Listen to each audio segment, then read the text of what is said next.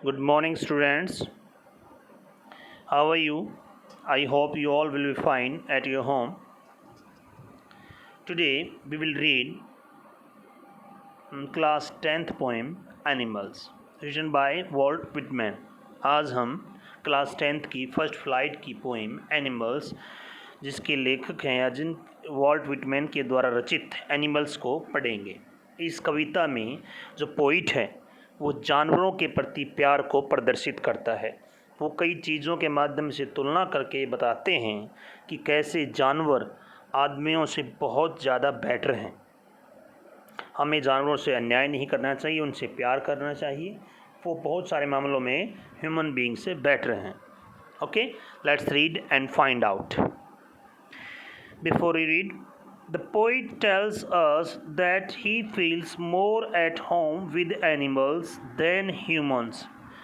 कवि हमें बताता है कि वो जानवरों के साथ मानवों की तुलना में ज़्यादा आसानी या ज़्यादा सुविधापूर्ण, एट होम का मतलब होता है घर जैसा महसूस करना, ज़्यादा अच्छा महसूस करता है। Whom he finds complicated and false, जिन्हें वो ज़्यादा पेचीदा और झूठा पाता है। किन्हें? आदमियों को, ह्यूमन बीइंग को वो ज़्यादा पेचीदा अर्थात वो समझ नहीं पाता उनको और झूठा पाता है, जबकि जानवर ऐसे नहीं हैं। Let's read the poem what the poet wants to say. I think I could turn and live with animals. मैं सोचता हूँ कि मैं जानवरों के साथ रह सकता हूँ। They are so placid and self-contained. वो बहुत ही placid means शांत, वो बहुत ही शांत and self-contained आत्मसंतुष्ट, वो बहुत ही शांत और आत्मसंतुष्ट होते हैं। I stand and look at them long and long. मैं खड़ा हो जाता हूँ और काफ़ी देर तक उन्हें देखता रहता हूँ। They do not sweat and whine about their condition. वे अपने हालातों के बारे में ना तो पसीना बहाते हैं न शिकायत करते हैं। भी वो ऐसा नहीं जैसे आदमी करते हैं कि आए मेरे साथ ये हो गया, वो शिकायत करते रहते हैं या पसीना बहाते हैं कंडीशन हालात के प्रति। जानवर ऐसा नहीं करते। They do not lie awake in the dark. ना ही वो अंधेरे में ऐसे लेटे जागे हुए रहते हैं। And weep for their since, और अपने पापों पर रोते हैं। ना तो आदमियों की तरह ऐसे अंधेरे में लेट करके पापों के प्रति रोते रहते हैं, वैसा नहीं करते हैं जैसा कि मनुष्य करते हैं। They do not make me sick discussing their duty to God. ना ही वो मेरे को इस बात पर डिस्कस करके परेशान करते हैं कि हमारा भगवान के प्रति ये कर्तव्य है, परमात्मा के प्रति ये कर्तव्य है। अर्थात वे परमात्मा के प्रति अपने कर्तव्य के बारे में चर्चा करके मुझे परेशान नहीं करते। Not one is dissatisfied. एक भी असंतुष्ट नहीं है, एक भी जानवर जैसे मनुष्य होते हैं। Not one is demented with the mania of owning things, और ना ही किसी एक को भी चीज़ों को एकत्रित करने की कोई बीमारी है। किसको ये बीमारी? मनुष्य को बीमारी कह सकते हैं। सारी ज़िंदगी बीत जाती है जन्म से लेकर मृत्यु तक, वो ये रहता मैं ये इकट्ठा कर लूँ, मैं ये ले लूँ, मैं ये ले लूँ, मैं वो ले लूँ। लेकिन जानवरों के साथ ऐसा बिल्कुल नहीं है। यहाँ इस पैसेज के माध्यम से एक साथ जो कवि है दो चीज़ों को बात कहने की कोशिश कर रहा है। एक तो मनुष्य की कमियों को उजागर कर रहा है, मनुष्य कैसे हैं। दूसरे एनिमल्स कितने अच्छे हैं उनकी तुलना में। ये दोनों बात वो कहने की कोशिश कर रहा है। तो इसमें फिगर ऑफ स्पीच देखेंगे। पहले तो एनाफोरा आप समझ ही गए होंगे, कई बार जैसे स्टार्ट हो रहे हैं आई से आई थिंक, आई स्टैंड, फिर दे से दे डू नॉट, तो कौन सा फिगर ऑफ स्पीच हुआ? एनाफोरा। फिर असोनेंस है, कैसे? जैसे आई आया है की लाइन में, और जगह भी आया है लिव, आई की साउंड है, यानी आई की साउंड है तो असोनेंस। तो कौन से हुए? एनाफोरा, असोनेंस। रिपीटेशन है, कैसे? एक वर्ड लॉन्ग एंड लॉन्ग, दो बार वर्ड यूज़ हुआ है मैसेज में, रिपीटेशन हुआ है तो रिपीटेशन। एंड फोर्थ है स्वेट एंड विन। वो यहाँ पर पसीना और अपने ना तो हालात के बारे में पसीना नहीं बहाते, अर्थात यहाँ पर वो संघर्ष के बारे में कह रहा है, अर्थात यहाँ मेटाफोर का यूज़ किया गया है। जहाँ स्वेट एंड विन का मीन्स है शोक मनाना, पसीना संघर्ष करना, तो कंडीशन के प्रति, तो इसका मतलब यहाँ पर मेटाफोर, ये मतलब रिपीटेशन, आई की साउंड है तो सुनेंस, और starting I think I stand आई से हो रही है या दे से हो रही है तो एनाफोरा।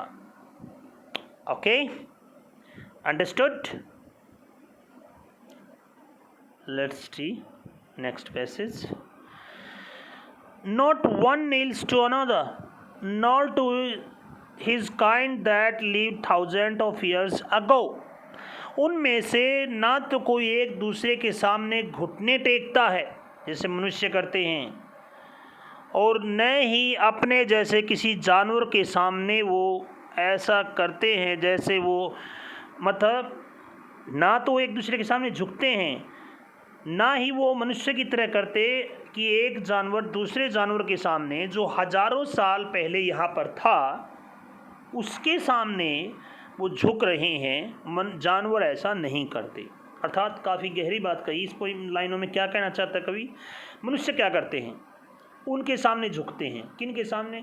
जो यहाँ पर हजारों साल पहले रहकर चले गए हैं।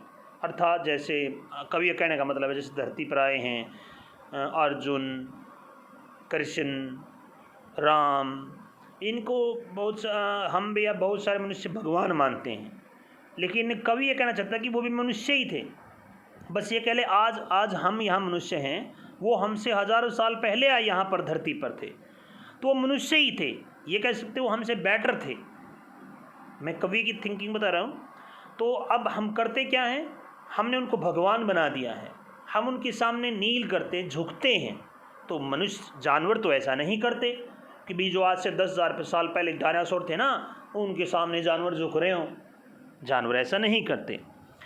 नॉट वन इज़ रिस्पेक्टेबल और अनहैप्पी और द होल अर्थ।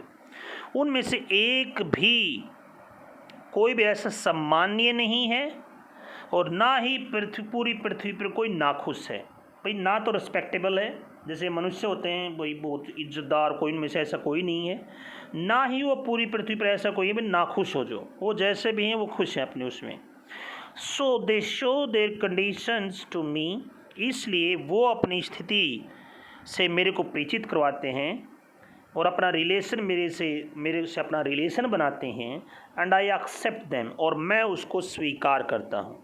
वे मुझसे अपना नाता दर्शाते हैं, मैं उसे स्वीकार करता हूँ। They bring me token of my self. वो मुझे मेरी पहचान कराते हैं। वो मुझे मेरी पहचान कराते हैं। टोकन होता है वैसे सूचक, चिन्ह। वो मुझे मेरा चिन्ह, जो मैं क्या हूँ, मेरी क्या पहचान है, उससे मुझे परिचित करवाते हैं। They evince them plainly in their possession. वो विंस मैंने पहचान कराना। वे अपने आप को परिचित करवाते हैं सीधे देयर पोजेशन, अपने जो भी उनके पास होता है उनसे वो सीधा ही पहचान करा देते हैं। अर्थात उनमें कुछ ऐसा छिपाने योग्य नहीं होता। जो भी उनके पास होता है वो दिखा देते हैं, पहचान करा देते हैं।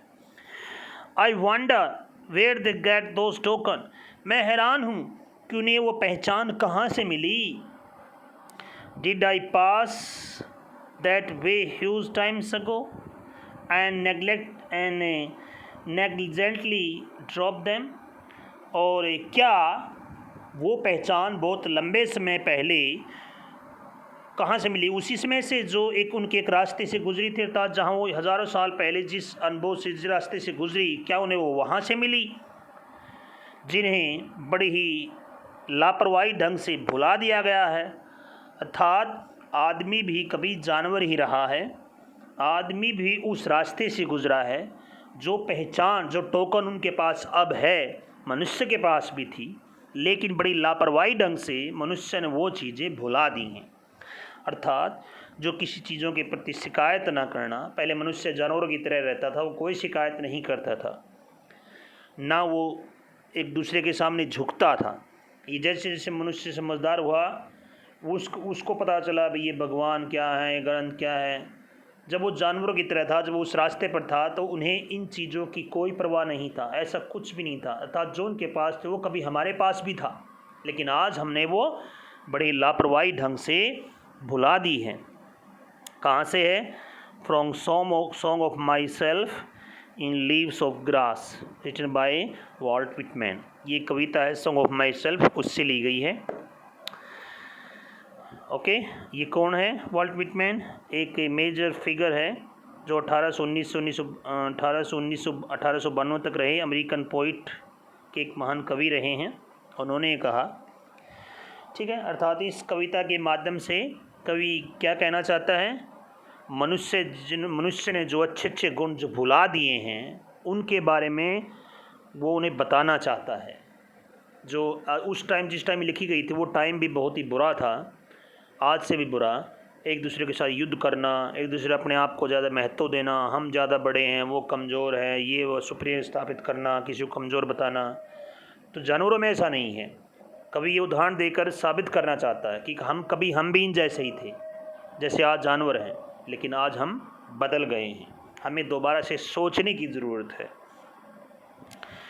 और अब इस पैसेज में कौन से फिगर ऑफ स्पीच यूज़ हुए हैं देखेंगे। एक तो असोनेंस, नो डाउट कई बार ओ की है, ओ टू अनोदर, नोर, इनमें ओ की साउंड है। एनाफोरा है, नॉट वन, ठीक है, एनाफोरा, असोनेंस। मेटाफोर है, टोकन्स आया है। यहाँ पर टोकन्स का मतलब क्या है?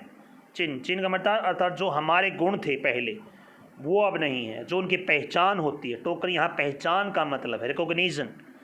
तो मेटाफोर है, अर्थात जो क्वालिटी है ह्यूमंस की, इसका टोकन का मतलब वो होता है। तो कौन कौन से फिगर ऑफ स्पीच हैं? एनाफोरा, असोनेंस और मेटाफोर। That's it. आशा करता हूँ कि आपको ये वीडियो अच्छी लगी होगी और ये पोइम अच्छे से समझ में आई होगी। फिर भी कोई डाउट रहता तो आप वीडियो को दोबारा देख सकते हैं। फिगर ऑफ स्पीच इसके जो भी इस पोइम में यूज़ हुए हैं वो नोट डाउन कर सकते हैं अलग से एक अपनी नोटबुक में। और अगर आपको ये वीडियो अच्छी लगी तो वीडियो को लाइक करो, चैनल सब्सक्राइब करो। Thank you, bye, have a nice day, take care.